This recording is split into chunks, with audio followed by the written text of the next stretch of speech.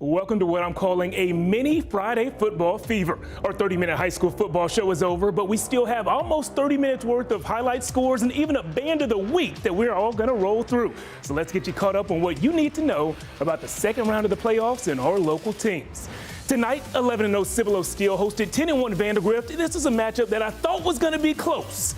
It wasn't. Braden Buchanan to William Shepard, and number 0 was the hero. Moments later, Buchanan called his own number, and watch this, he just gets up and hops across the goal line. No extra style points there, but the Vipers didn't need them. Vandergrift wins big, 38-0.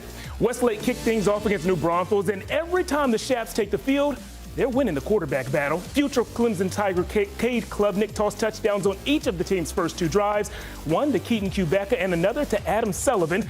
Grass is green, water is wet, and Westlake is still really good at football. Shaps win 70-7.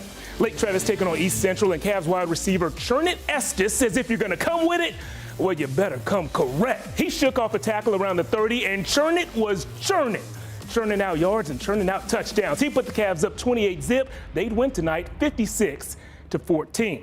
To the scoreboard, Peyto beat Manor 58-22. The Mustangs' great season comes to a close. And Cedar Park on to the third round once again. The T-Wolves beat Angleton 45-21. Now, a moment ago, I promised you a band of the week, so listen closely and quickly to Bowie.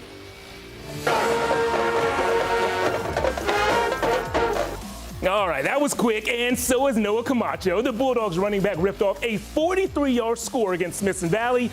Guys, if I'm being honest, I'm not sure there's been a better turnaround in the state of Texas than the one the Bulldogs are currently on. After going 3-5 last year, they are now on to the third round of the playoffs. Grayson Foradori's QB sneak helped Bowie earn a 28-21 win. White's taking on Manville, and this is the time of year to give thanks. Thanks for trick plays. You love them, I love them, and Weiss loves them too. The reverse was flipped back to quarterback Dior Bradfield, who found Price Morgan.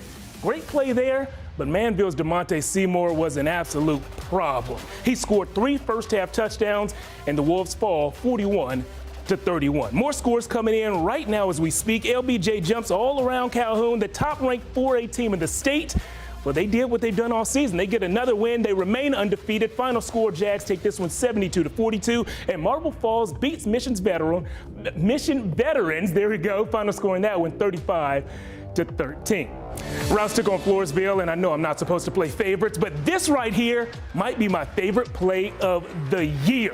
Raiders wide receiver Jalen Becerra catches the screen, stays in bound, and the stiff arm right there, yeah, that's illegal in 12 states and unkind in all 50.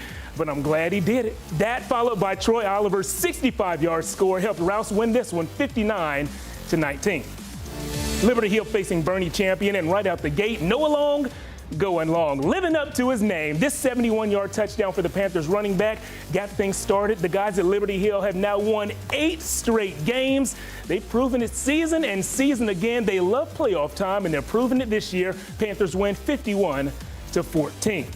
To 3A ball, the Llano Yellow Jackets fell to San Diego, not the Chargers, another San Diego. Final score in that one, 35-27, and Lago Vista pitched a playoff shutout. The Vikings beat London 34-zip. Back to the highlights. Georgetown played Houston Hightower down 2 scores. Darson Herman got in on the QB dive right up the middle into the painted area.